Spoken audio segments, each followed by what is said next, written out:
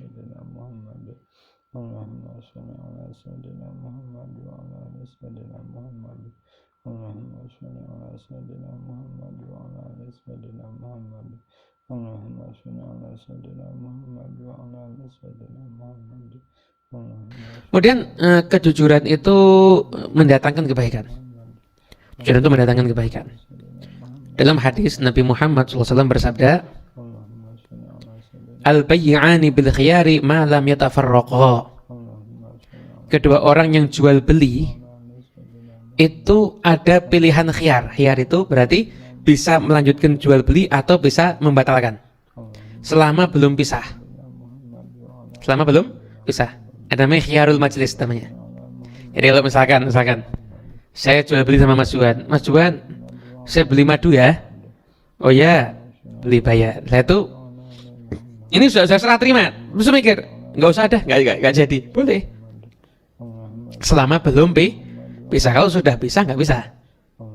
Nah, sudah pisah itu nggak bisa. Nah, ini orang yang jual beli itu fa in shadaqa wa bayyana burika lahuma fi bai'ihima. Kalau keduanya itu jujur dan menjelaskan nih kalau barangnya ada itu dijelaskan dengan jelas barangnya begini-begini, maka jual belinya itu akan diberkahi sama Allah. Barangnya dapat berkah, uangnya juga dapat berkah.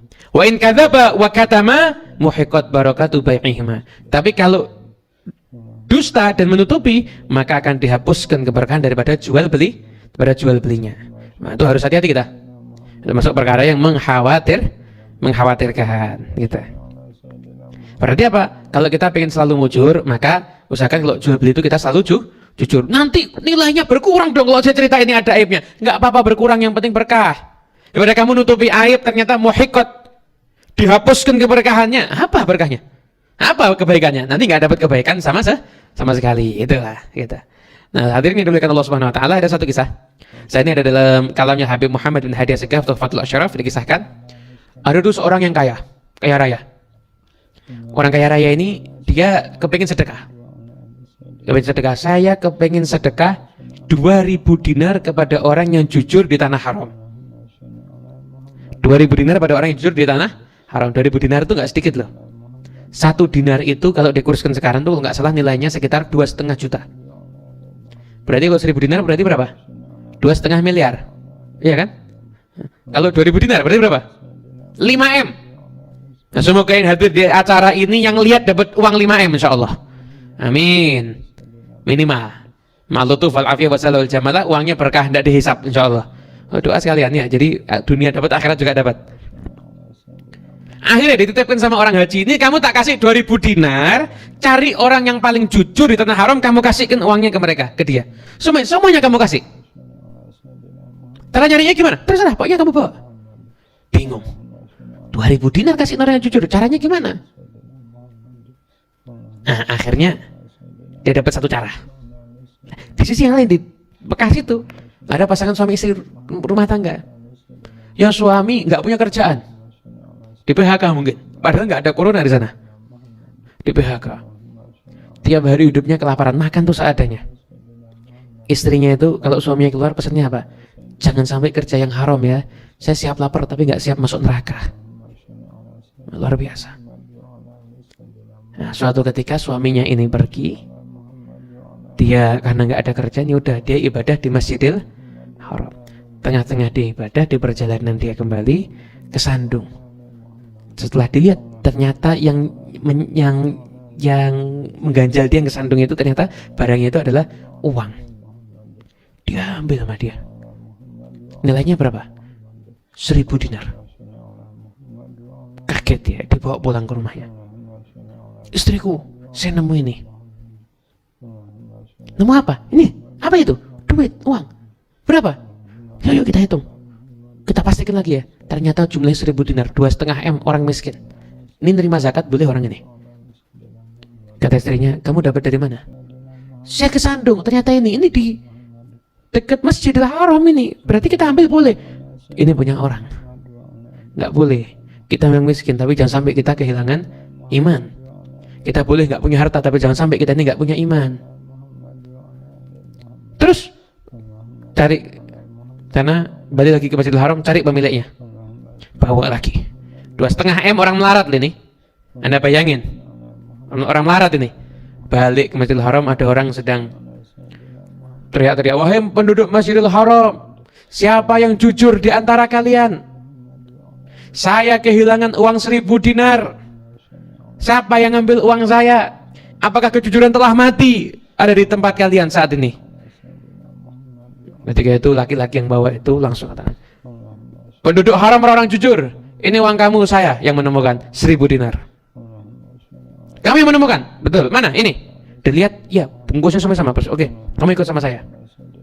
Diajak ikut ke mungkin rumah kontraannya begitu. Sampai di sana dia cerita, saya dapat titipan 2000 dinar, suruh ngasih ke orang yang paling jujur yang ada di tanah haram. Saya bingung nyari orangnya gimana. Akhirnya ada orang ngajarin, ngasih ide, gini aja, kamu taruh 1000 dinar kamu, pura-pura hilang. Nanti kalau yang nemukan itu dia ngembalikan, berarti dia orang jujur, kasih 1000 dinar lagi. Tapi kalau seandainya orang yang ngambil uang kamu itu nggak ngembalikan, maka yang 1000 dinar kamu bagikan ke fakir miskin. Karena kamu ngembalikan, berarti 1000 dinar itu milik kamu. Sekarang kamu saya tambah lagi 1000 dinar. Total uang yang kamu dapatkan 2000 dinar. Itu kalau dikurskan rupiah 5 miliar.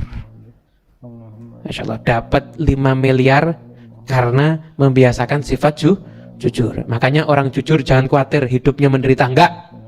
Orang jujur Allah berikan petunjuk akan jadi orang yang baik, kebaikan akan menjadikan masuk surga. Long surga aja yang indah seperti itu diberikan kepada orang yang jujur, pasti kehidupan dunia yang baik juga akan Allah berikan kepada orang yang jujur. Semoga insya Allah majelis ini jadi majelis yang barokah dan manfaat untuk kita semuanya. Amin ya rabbal alamin. Untuk teman-teman jamaah ngaji Senin yang biasanya, insya Allah Senin depan kita sudah mulai taklim seperti biasa, ngikuti protokol kesehatan di musola. Jadi Anda sudah bisa menghadirinya lagi. Insya Allah nanti kita akan ngaji lagi seperti biasa. Mungkin Senin depan kita hataman kitab Fathul Ilah yang sudah kita baca dari tahun 2015. Besok Senin depan kita akan buat acara hatamannya. Semoga berkah, nanti insya Allah akan ada kitab lanjutan yang berikutnya. Semoga insya Allah majelis ini jadi majelis yang penuh keberkahan, kemanfaatan untuk kita semuanya. Amin ya rabbal alamin. Apakah pertanyaan sudah masuk, Mas Iwan? Sudah ada pertanyaan yang masuk? Silakan dulu, ada pertanyaan yang masuk. Allah, betul. 1-2 pertanyaan aja cukup ya. Bismillahirrahmanirrahim. Habib mau bertanya, Ya. apabila seseorang berniat akan berbohong demi kebaikan, bagaimana Habib? Misal di musim wabah seperti ini, ada yang punya niat berbohong untuk menyembunyikan riwayat perjalanan mereka ke zona merah untuk suatu hajat kebaikan, dan kembali ke rumah takut kalau aktivitasnya beliau tidak maksimal, sehingga punya niatan agar sekeluarga tidak perlu melakukan isolasi mandiri di rumah. Dia punya niatan menyembunyikannya, bagaimana Habib? Ya. Gimana kalau berbohong dan kebaikan terutama di masa pandemi ini? Jadi kalau ada orang habis pergi dari zona merah, itu kan ada ketetapan hukum pemerintah. Dia itu harus isolasi. Kalau nggak mau isolasi ya dia tes. Nah, itu bukan berbohong demi kebaikan, itu kebaikan pribadi tapi bisa keburukan buat orang lain. Nah, jadi itu bukan untuk kebaikan. Kebaikan itu adalah yang sudah diatur maslahatnya oleh syariat. Jadi nama kebaikan itu harus ada patokan syariatnya. Yang jelas Nabi sampaikan berbohong itu boleh dalam 3 keadaan: perang, mendamaikan orang yang berselisih, atau untuk suami istri, itu diperbolehkan. Tapi kalau untuk urusan seperti itu rawan membahayakan orang lain. Anda kalau mau habis pergi dari tempat zona merah, nah, silahkan Anda isolasi diri atau Anda lakukan tes rapid, PCR dan sebagainya, biar Anda benar-benar nggak terkena penyakit, jadi Anda nggak membahayakan orang lain. Anda usah bayangkan kalau setiap orang misalkan berbohong di dalam bab ini, apa nggak tambah ngeri nanti keadaannya kan? Kita sama-sama kepengen wabah ini kan segera tuntas, masyarakat itu bisa beraktivitas lagi sebagaimana biasanya, yang kehilangan pekerjaan bisa kembali kerja lagi. Itu yang kita harapkan bersama. Jadi standar kebaikan itu harus diukur dengan syariat, tidak bisa menurut pribadi masing-masing. Begitu. Berikutnya. Afwan, Habib ingin bertanya, ada salah satu ormas di Indonesia yang mengeluarkan fatwa untuk kurban tahun ini diganti dengan uang sedekah saja, alasannya untuk membantu bersama di dalam pandemi ini. Bagaimana? Bismillahirrahmanirrahim. Apakah kurban itu diganti sedekah? Bisa. Yang namanya ajaran Islam, aturan Allah, aturan Nabi Muhammad SAW di situ pasti ada hikmahnya. Entah hikmahnya itu bisa kita cerna ta'akuli atau kadang nggak bisa kita cerna ta'abudi. Artinya apa? Tetap kita wajib untuk menaatinya. Jadi gimana kalau kita nggak kurban tapi diganti sedekah? Menurut saya daripada jatah kurbannya diganti sedekah, ada yang lebih penting. Jatah ngerokok diganti sedekah. Jadi jangan kurbannya dihilangkan, ganti sedekah. Nih, yang ngerokok, yang biasa 1 minggu 7 bungkus, suruh 1 minggu 5 bungkus, yang 2 bungkus sedekahkan buat pandemi. Itu lebih manfaat sebenarnya. Iya kan? Nah, jadi dalam bab ini kalau misalkan kondisi belum darurat, saya rasa kita nggak wajib sepakat. Tapi kalau ada yang mau nuruti, silakan. Kurban itu sendiri hukumnya bukan wajib. Nah, hukumnya kan bukan wajib. Jadi Anda yang mau nuruti, silakan. Anda yang nggak mau nurut, misalkan saya tetap mau kurban juga sih, silakan. Tergantung kemaslahatan menurut daerah Anda masing-masing. Gitu. Terakhir. Monggo silakan.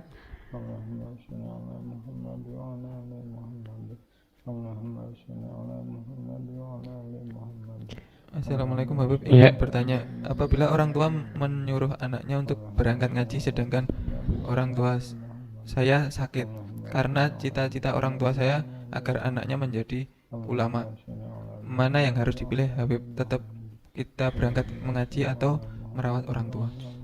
Kalau itu sudah jadi perintahnya orang tua, maka Anda lihat, orang tua tuh kalau Anda tinggal, apakah kondisinya akan memburuk? Atau justru Anda tidak ngaji malah semakin memburuk mungkin karena kecewa. Nah, mungkin jalan terbaik adalah Anda tetap ngaji, tapi ngaji yang serius. Jadi kan dari Anda ulama, orang yang manfaat, nanti orang tua juga akan dapat manfaatnya. Itu saran saya seperti itu. Syekh Abdul Qadir Jailani ketika berangkat ngaji pisah sama ibunya kayak pisah kematian. Kayak pisah kematian. Nah, kenapa? Karena ibunya mendukung agar anaknya cari ilmu. Itu. Jadi kalau didukung sama orang tua, silakan Anda cari ilmu semaksimal mungkin. Anda harus jadi orang yang manfaat. Nanti Anda bisa membanggakan orang tua sekalipun orang tua telah meninggal dunia. Nah, namun kalau Anda pengen ngaji, orang tua ngelarang, orang tua sakit, maka lebih baik Anda merawat orang tua dan ngaji di sekitar rumah yang sekiranya tidak mengganggu kesibukan Anda di dalam merawat orang tua. Semoga barokah dan manfaat. Untuk siapapun juga yang mau bergabung ke grup WhatsApp Ngaji Senin, bisa bergabung ke nomor 081576666105. 081576666105. Untuk yang akhwat juga ada grup khusus akhwat, nanti bisa bergabung di situ juga. Ya, kontak ke adminnya Mas Juwan. Semoga insyaallah barokah dan manfaat. Anallahu yaftah alaina wa alaikum futuhal arifin wa fakihna yakum fid din wa alimna wa iyyakum at-ta'wil wa dina iyyakum la sawa'i sabil rabbana atina fid dunya hasanah wa fil akhirati hasanah wa qina adzabannar. Wa sallallahu alaihi alamin bisirril Fatihah.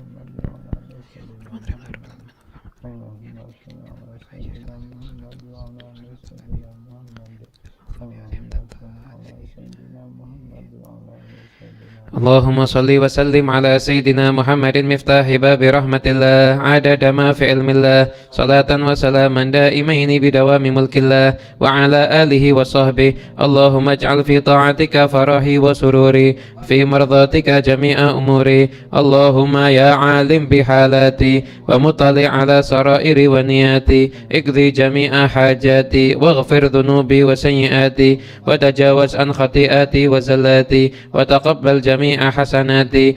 سامحني فيما مضى وما ياتي واكتبني في ديوان ساداتي واسلك بي سبيل نجاتي في حياتي ومماتي. اللهم إني طامع في عطاك راغب في رضاك مستسلم لقضاك فاكتبني من أولياك بسبيل هداك وألحقني بأسفياك. وصلى الله على سيدنا محمد وسلم. الحمد لله رب العالمين.